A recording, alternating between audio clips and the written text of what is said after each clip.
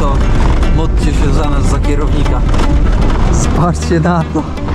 Ja ci się kręcę, co? Gdzie my jesteśmy, ty? Patrzcie na tego wariata.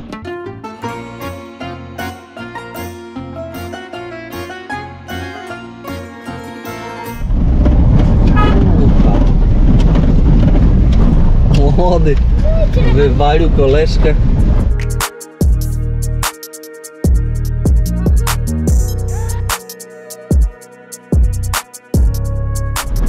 Dzień dobry, witam Państwa w nowym odcinku. Tutaj po prawej stronie wypalają cegły. Temu się tak z komina dzieje. Zaczynamy nowy odcinek. Zapraszam do oglądania. Jesteśmy w Afganistanie. Odkrywamy klimaty wiejskie, co jest, przyznam szczerze, na własną rękę nie do zobaczenia na YouTubie. Dlaczego? Ponieważ większość turystów jak przyjeżdża tutaj, to przyjeżdża w zamkniętych klatkach z przewodnikami, jeżdżą od punktu A do punktu B. My tak naprawdę działamy z taką wolnością.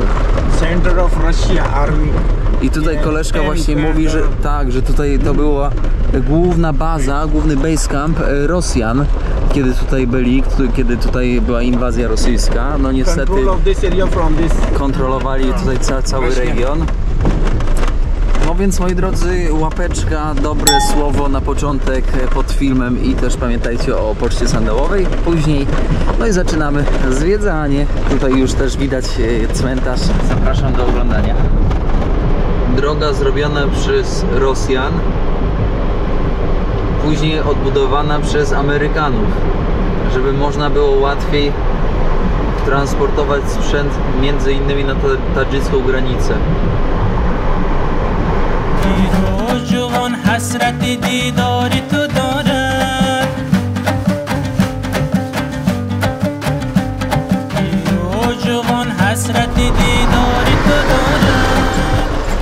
Przez kolejne około 2 godziny będziemy mieć taką drogę. Niestety infrastruktura w Afganistanie jest zniszczona ze względu na inwazję, na wszelkie konflikty tutaj. I trzeba też zaznaczyć dwa bardzo ważne aspekty. Pokazuję Wam cały czas to, co dzieje się wokół nas, a nie na swoją twarz, bo moją twarz dobrze znacie. A chciałbym, żebyście troszkę zobaczyli Afganistan, prawdziwego Afganistanu. I powiem Wam tak, tutaj, no problem.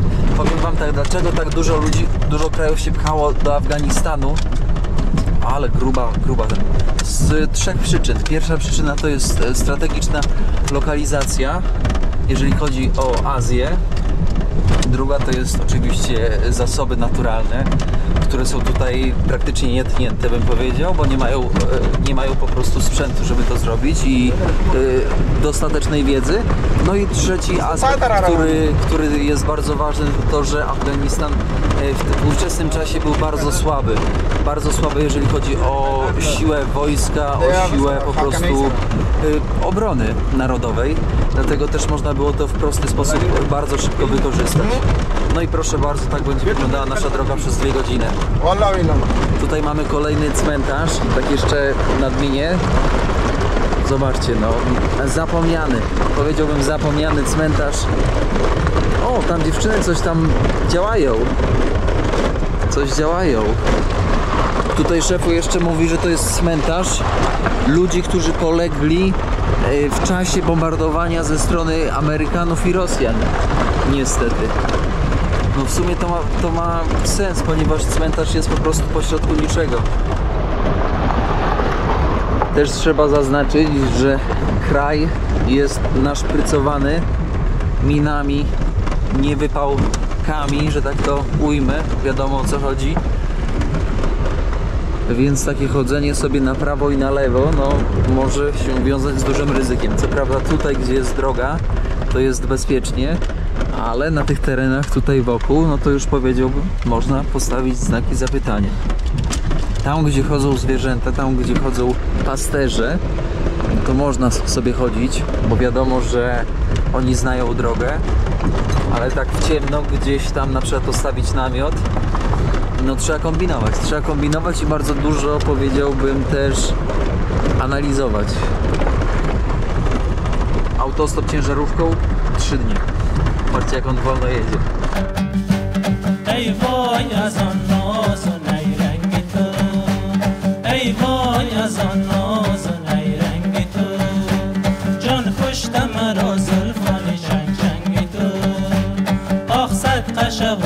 چشمان قشنگ تو.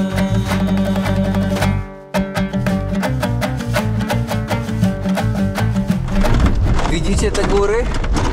To z jednej strony Amerykanie lądowali w Mazari, Sharif, i z tamtej strony nacierali, a z tej strony, gdzie teraz jedziemy, nacierali między innymi talibowie.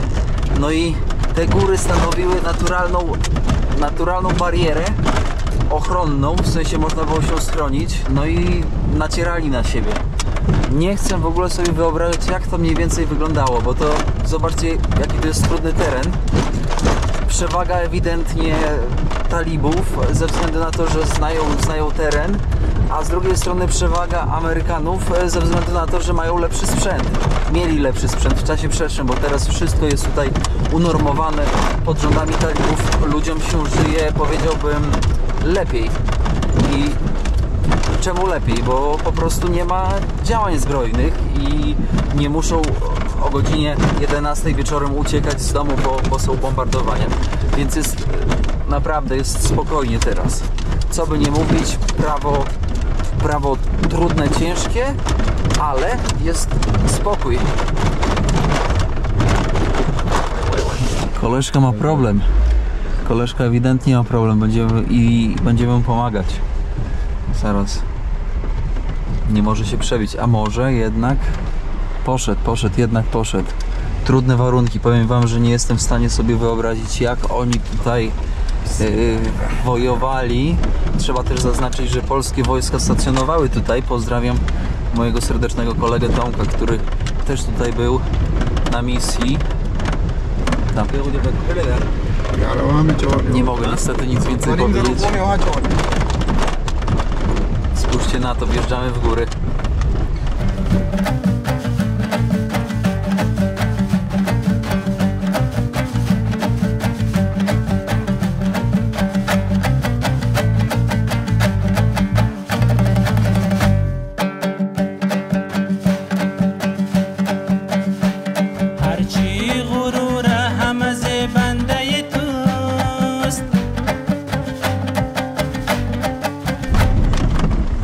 Patrzcie, co tutaj się dzieje, jaka droga. O kurde, ledwo przejechaliśmy, ty. Zobacz, tutaj można wylecieć z drogi normalnie. Ja cię kręcę. Jedziemy normalną osobówką. Toyotką Yaris. Patrzcie na to. Teraz wyobraźcie sobie czołgi tutaj. Jak my to przeżyjemy, to módlcie się za nas, za kierownika. Pogłaskajcie czarka w tym momencie, bo serce normalnie staje. Zobaczcie na to. Do drogi skraca, ten do domu wraca. Tego się trzymajmy. I ja cię.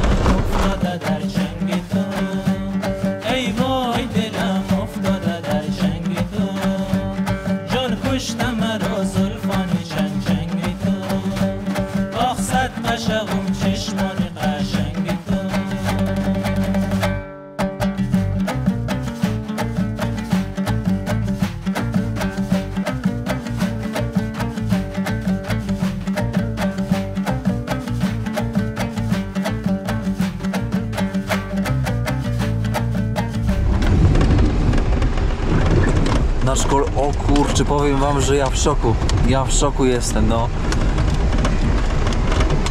Pozdrawiam rowerzystów, którzy sobie tą drogą też podróżowali.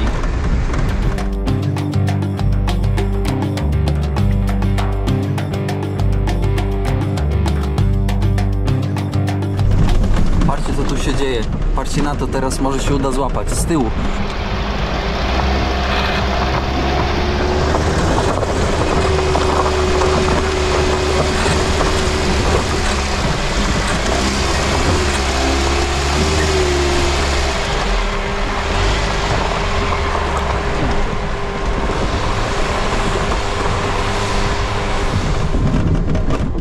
Szanowni Państwo, proszę teraz zobaczyć na to, co tutaj się dzieje. Koleżka jedzie z towarem, wyładowany po pachy. Ja w szoku jestem. Proszę zobaczyć, co tu się wyprawia. Póki ten... I will go out. Patrzcie na to. Wyjdę na zewnątrz, bo i tak będziemy stać. Zobaczcie, co tu się wyprawia. Co tu w ogóle się dzieje. Koleżka drugi jedzie do góry. Ten zasuwa. Flaga Europy. Salam alejkum. Spójrzcie na to. O kurde. Ale pelica. Kierownik będzie miał pelicę po Afganistanie. I ja cię, jaki w ogóle wszędzie w nosie piach.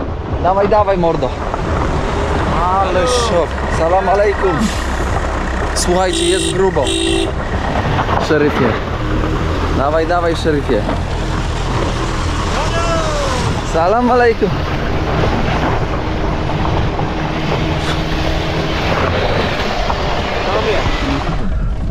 Zobaczcie, co się stało. Kilka sekund na zewnątrz, jaki uwalony. Teraz wyobraźcie sobie sytuację, że jesteście w nocy i jest burza piaskowa. Koleżka nie podołał.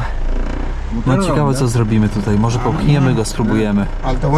Szefowy za dużo kolacji zjadł i może śniadania za duże. Poszedł. Próbuję. Słuchajcie, to nie jest w ogóle terenowe auto do tego, żeby takie trasy robić. No ale kurde, powiem wam, o i teraz my tą Yariskę zaraz będziemy pchać.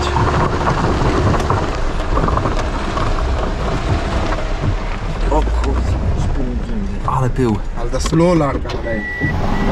Zobaczcie na to, poszedł. O kurde, ledwo. Ale Zatora!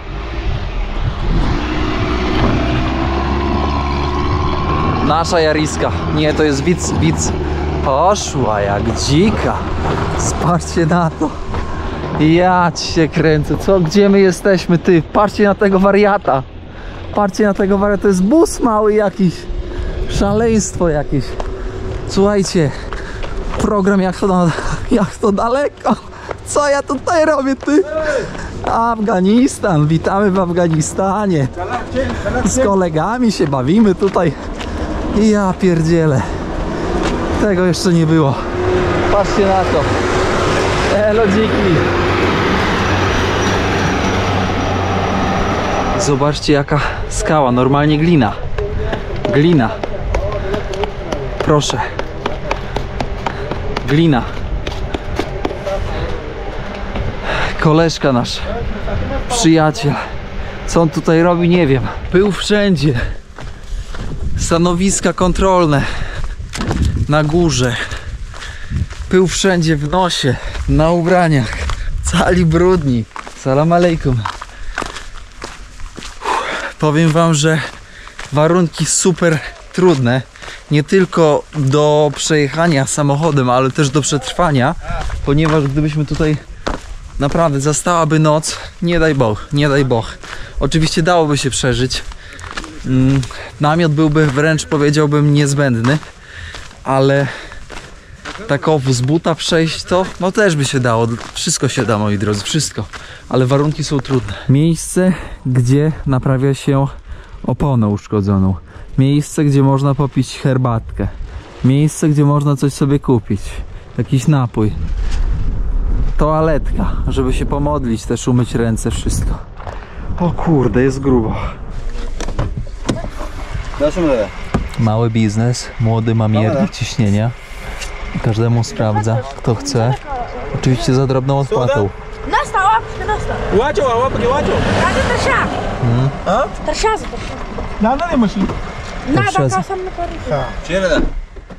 Mówi, że dobrze chyba. Teraz kolega pyta, ile. Jednak za mało powietrza w jednym z kół. Sprężarka. Salam alejkum. Więcej powietrza, zobaczcie, schodzi, bo trudny teren.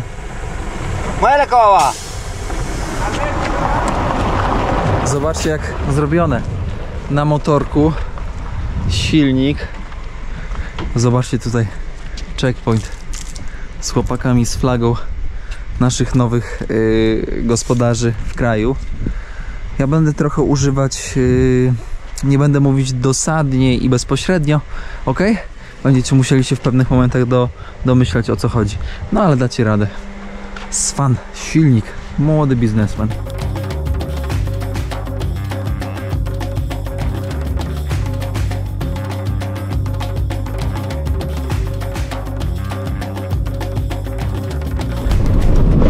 Teraz ciężko będzie to zobaczyć, ale tam gdzieniegdzie na górach widać takie powiedziałbym wybrzuszenia. Tutaj tego teraz nie ma, ale są to takie schowki, w sensie schowki możliwe, że dla ludzi, którzy po prostu się ukrywali, obserwowali i działali. Trudny teren. Talibowie nie mieli świadomość terenu, wiedzę terenu, ale nie mieli dobrego sprzętu.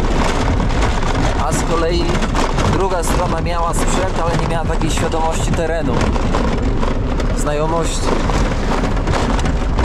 Tak czy inaczej dużo talibów poległo. No i też dużo z drugiej strony też poległo.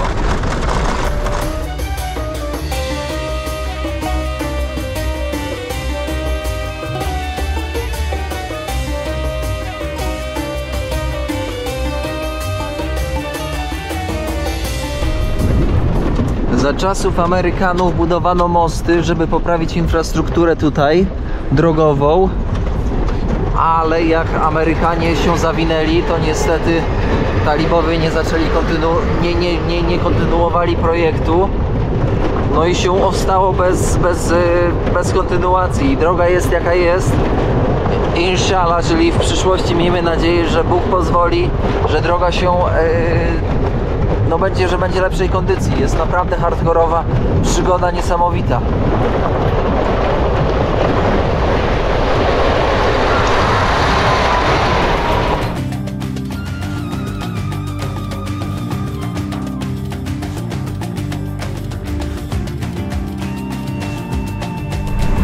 Teraz jedziemy 3-letnią drogą asfaltową. No ten odcinek już jest przyjemny, tamten odcinek był cholernie trudny. Zobaczcie, tutaj mamy jakieś pozostałości. Obstawiam, że to był jakiś checkpoint wcześniej. हमने से direct Tajikistan और अगली कुंदूज नदी से मज़ार हाल द मुश्किल. Zobaczcie, jaka jest słaba widoczność. Burza piaskowa, bardzo drobniutki piasek. Tutaj kolejna pozostałość po kolejnym punkcie. Jestem przekonany na 98%, że to jest pozostałość po punkcie kontrolnym. Jesteśmy na drodze w kierunku Mazar Sharif. Zobaczcie, Beduini. Teraz policzcie, ile tutaj jest owiec. Patrzcie, tam jest jeden Beduin, drugi Beduin. Proszę, zobaczcie, jak tutaj, jak jest surowo. Skąd wodę wziąć? Powiedzcie mi, jak tutaj przeżyć? Oni turystów to może tutaj nie widzieli. Ja nie mogę. Myślę, że tutaj jest jakieś 400 owiec. Wow. Koleżka sobie leje. Niesamowite, ale nam się trafiło. Zobaczcie, koleżka drogę próbuje odkopać, bo takie burze piaskowe, które są tutaj, to zasypują normalnie drogę. Jeżeli by tego nie robił, to by droga była nieprzejezdna. Na górze kolejny checkpoint, tak chyba opuszczony. Powiem wam, że naprawdę hardkorowe miejsce do podróży.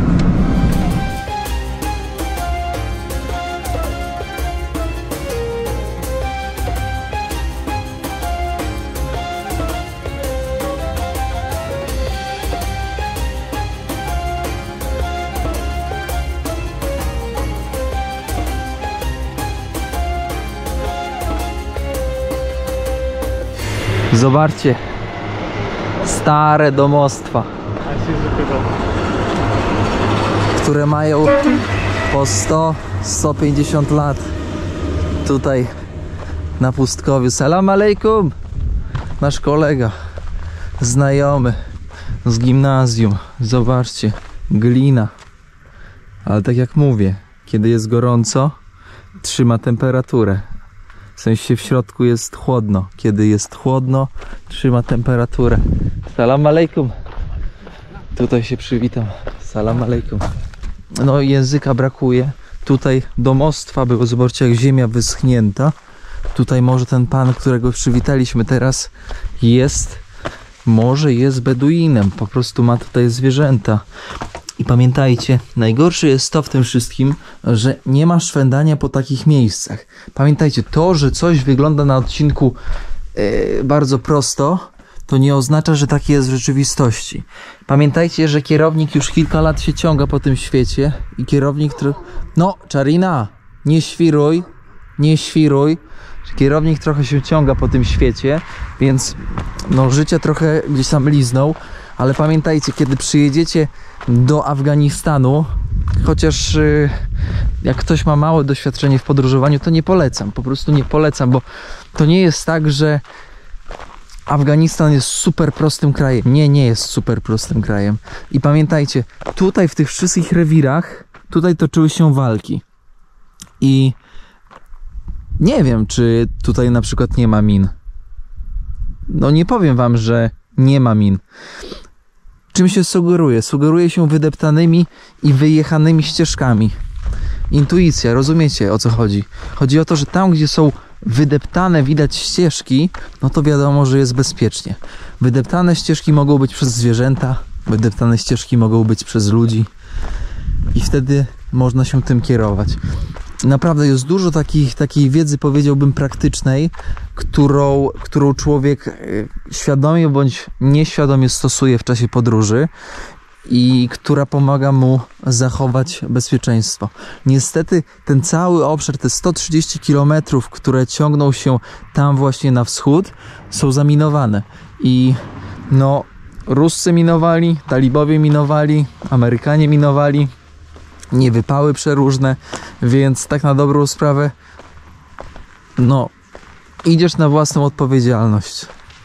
Moi drodzy, pamiętajcie, ja wiem, że odcinki mogą wyglądać z niektórych krajów super przyjaźnie i super łatwo, ale pamiętajcie, że każdy człowiek jest inny i każdy inaczej odbiera pewne różnice kulturowe, pewne trudności i nie sugerujcie się tym, że jeżeli dla kogoś jest coś łatwe, to też dla was będzie łatwe i nie sugerujcie się tym, że jeżeli dla kogoś jest coś trudne, to dla was też będzie trudne.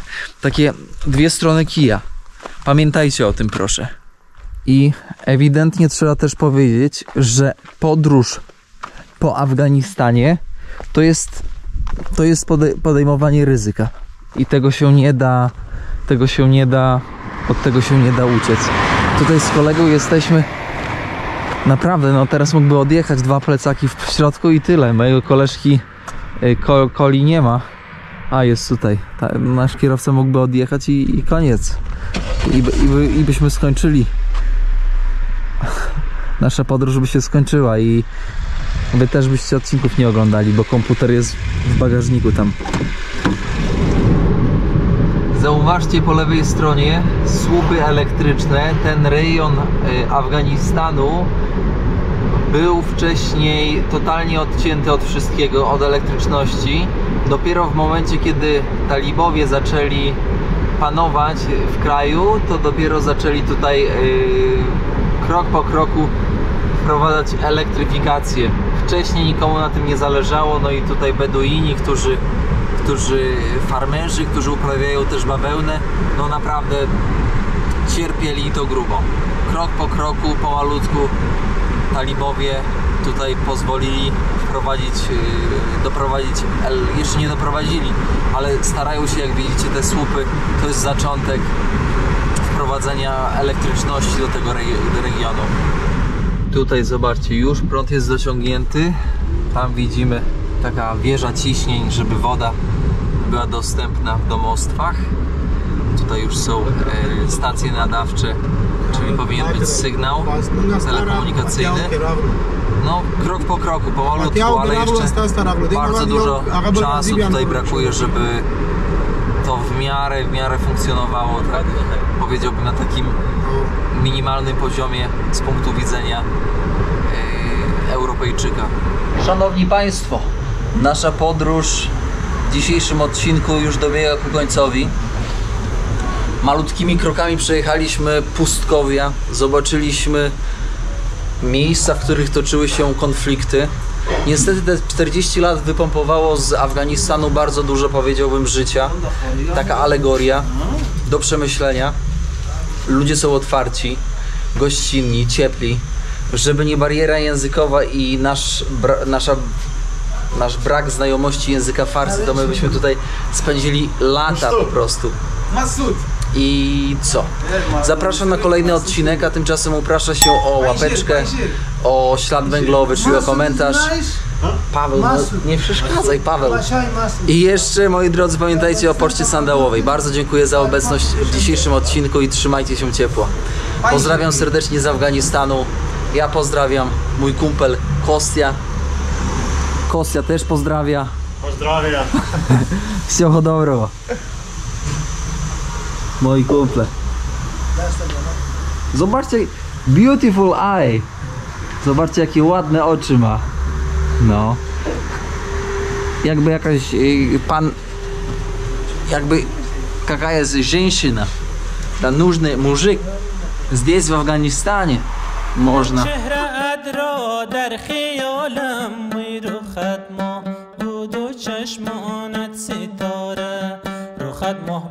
چشم آنت ستاره